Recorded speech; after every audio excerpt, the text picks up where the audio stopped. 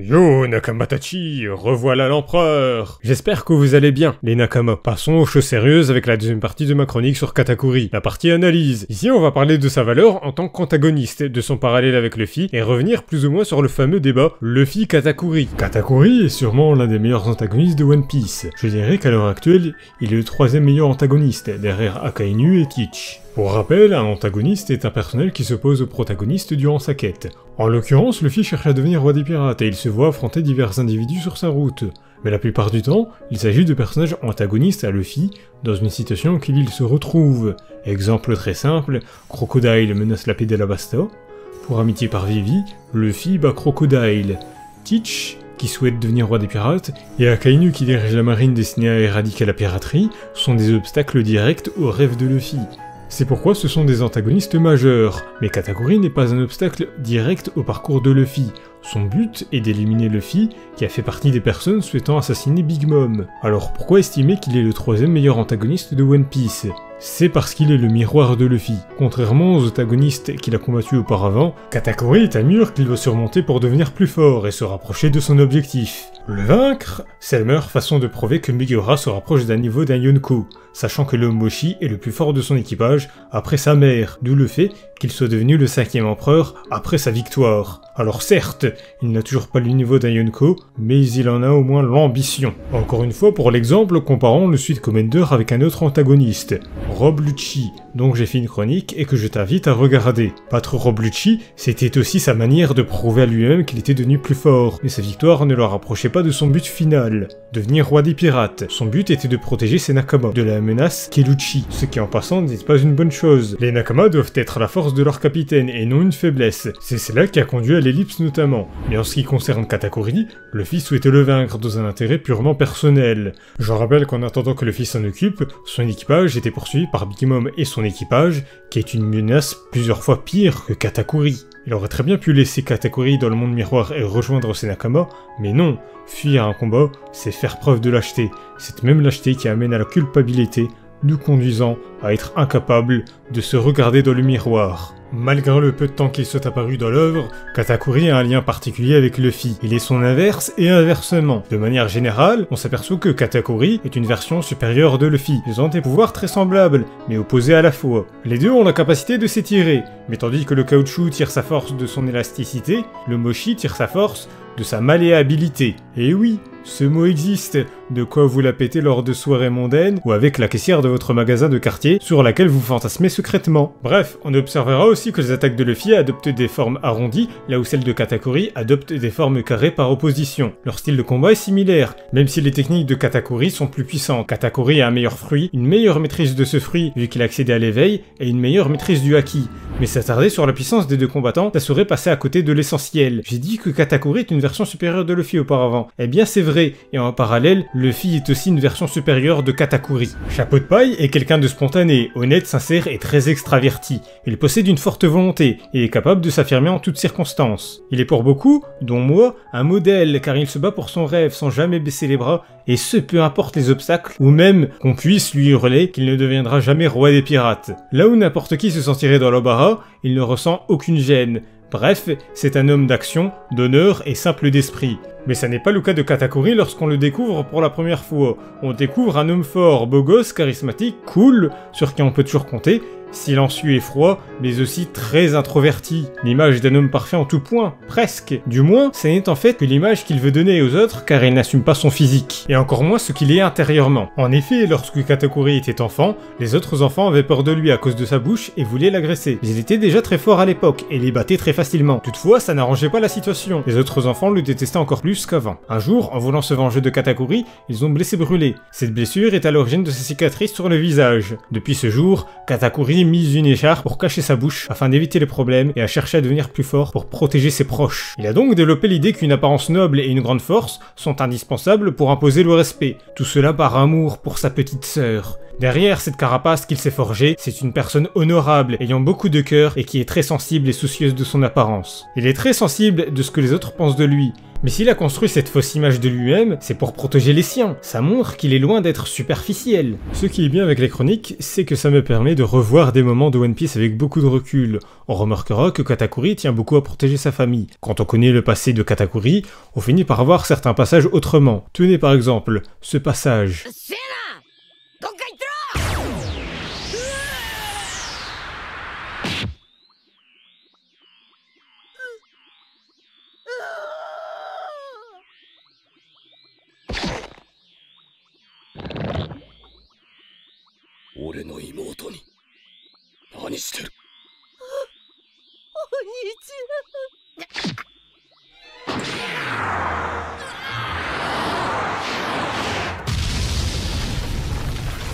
En amont, même si je tiens pour Luffy, je trouve ce moment extrêmement touchant et beau. Katakuri, qui défend la même brûlée qui par le passé, a été blessé indirectement par sa faute. Et aussi ce passage.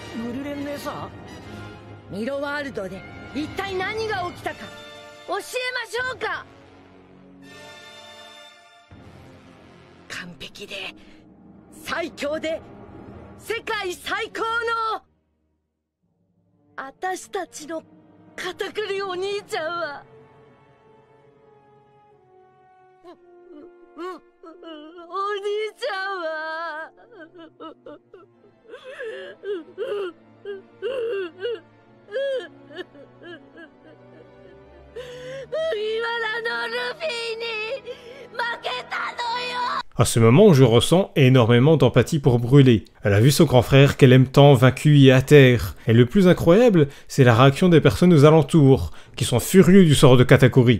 Même si Katakuri a caché sa vraie nature tout ce temps, il faut reconnaître qu'il a réussi à susciter l'admiration et le respect de son entourage. Outre sa relation avec Brûlé, j'aimerais poursuivre avec le meilleur moment concernant Katakuri.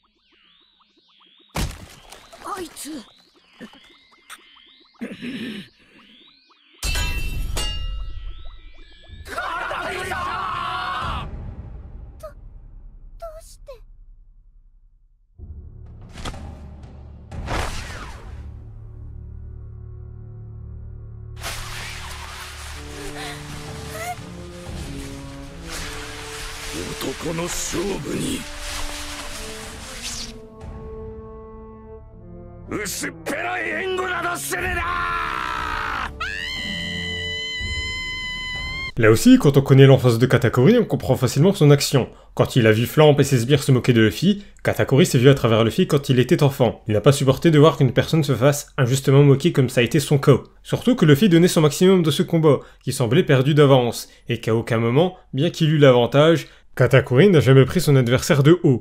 Grâce à Luffy, il a trouvé la force de s'assumer tel qu'il est. Désormais, il se fiche de ce qu'on pense de lui. Le passage où il marche sur son écharpe en témoigne, prouvant qu'il ne reviendra plus jamais en arrière.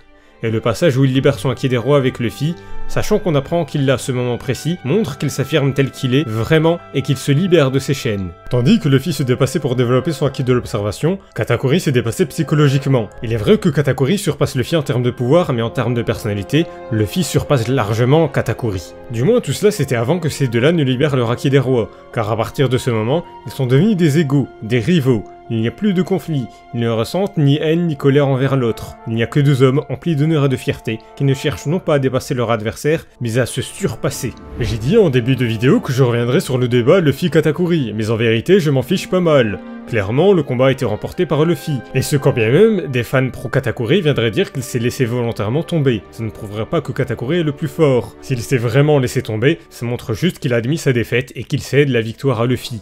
Dire le contraire, c'est comme si cette situation suivante arrivait. Préparez-vous à combattre, c'est parti. Désolé, mais j'abandonne. Si vous voulez, mais c'est moi l'arbitre, et donc comme je pense que vous êtes le plus fort, c'est vous qui avez gagné. Voilà à quoi ressemble votre argument. Accepter que Katakuri est perdu, c'est accepter ce qu'il est. Sinon, ça revient à se comporter comme les enfants qui l'évitaient et qui l'embêtaient lorsqu'il était plus jeune. C'est-à-dire le juger pour ce qu'il n'est pas. Pour être accepté, Katakuri a dû devenir un modèle de perfection qu'il n'est pas et qu'il n'assume pas. Et ça, tous ne l'ont pas compris. Je pense qu'on ne peut pas se qualifier fan d'un personnage qu'on est incapable de comprendre. Apprécier un personnage juste pour sa puissance, c'est extrêmement superficiel comme attitude. Ça revient à se comporter comme l'équipage de Bellamy à Java qui estime la valeur d'un pirate à sa prime, ou même comme Flambe. Cette défaite est ce qui lui arrivait de mieux, car en perdant, il brise son image d'homme parfait. Mais en soi, est-ce que l'issue du combat est ce qu'il y a de plus important? Non. Durant la phase finale du combat qui commence à partir du moment où Katakuri enlève son écharpe, les deux combattants ne cherchent qu'à se surpasser. À l'origine, Katakuri ne souhaitait qu'arrêter Mugiwara et son équipage, et Luffy souhaitait juste écarter Katakuri de son équipage. Mais au fur et à mesure, les motivations à l'origine de ce combat ont changé. Luffy aurait pu rejoindre son équipage après être sorti du monde miroir, mais il a préféré y retourner pour développer son acquis de l'observation et vaincre Katakuri. La persévérance de son adversaire l'a ensuite poussé à ne plus cacher son visage. Après cela, on voit juste deux types qui se donnent à fond. D'ailleurs, il encourage même Luffy à poursuivre le combat à différentes reprises. C'est comme s'il poussait toujours Luffy à se dépasser, quitte à ce qu'il perde. Qu'on le veuille ou non, Katakuri ne regrette pas sa défaite. Preuve en est qu'à la fin, il sera soulagé d'apprendre que Luffy et son équipage se soient enfuis. Le combat nous raconte quelque chose. Si pour certains le plus important c'est les débats puissance et non le message derrière, j'ai de la peine pour eux. Oda a un rythme de travail qui met en danger sa santé. One Piece est pour lui l'aventure de toute une vie. À travers son œuvre, Oda y met toute son âme et nous transmet des messages philosophiques et sociologiques essentiels à notre monde, ainsi que des valeurs importantes. Cet homme se tue littéralement à la tâche pour nous offrir son héritage philosophique. Mais tout ce que des gens ont retenu de ce combat, c'est un bête rapport de puissance. Je venais juste de dire qu'on ne peut pas être fan d'un personnage qu'on ne comprend pas, eh bien c'est la même chose pour une œuvre. Si vous n'êtes pas capable de juste au moins interpréter ce que raconte One Piece, je pense que vous ne pouvez pas vous considérer comme étant fan de One Piece. Pour revenir sur le sujet, j'aimerais conclure sur la fin du combat. Katakuri demande à Luffy s'il reviendra pour faire tomber Big Mom, ce à quoi Luffy répond qu'il le fera car il deviendra le roi des pirates. Katakuri répond qu'il les voit loin dans le futur et tombe. Ce moment témoigne que Katakuri c'est de la victoire à Luffy. Lui, qui voit dans le futur, déclare que Luffy voit encore plus loin que lui de par son ambition. Peut-être était-ce une façon pour Katakuri de demander à Luffy s'ils se reverront. Maintenant que Katakuri ne se cache plus, que va-t-il advenir de lui? Va-t-il s'affirmer au point de vouloir lui aussi devenir le roi des pirates? En tout cas, ce qui est sûr, c'est qu'il nous aura tous beaucoup marqué et qu'on espère le revoir. Katakuri est devenu un exemple à suivre. Vous, qui regardez cette vidéo, n'ayez pas honte de vous-même. L'important c'est ce que vous êtes et non l'image que vous devez refléter aux autres par contrainte. Regardez-vous dans le miroir tel que vous êtes vraiment. Assumez-vous, affirmez-vous, et comme Luffy et Katakuri, vous deviendrez un exemple de dépassement de soi. Et c'est la fin de la vidéo. Merci infiniment aux Nakama qui l'ont vu jusqu'au bout. N'hésite pas à donner ta propre analyse, ton propre avis sur Katakuri en commentaire. Comme d'habitude, je lirai tous les commentaires, je veillerai à y répondre, et je vous remercie d'avance, comme toujours, de vous manifester que vous soyez pour ou contre les propos évoqués dans cette vidéo. Sur ce les Nakama, gloire à vous, gloire aux valeureux, puisse votre cœur être la clé qui vous guide vers la victoire.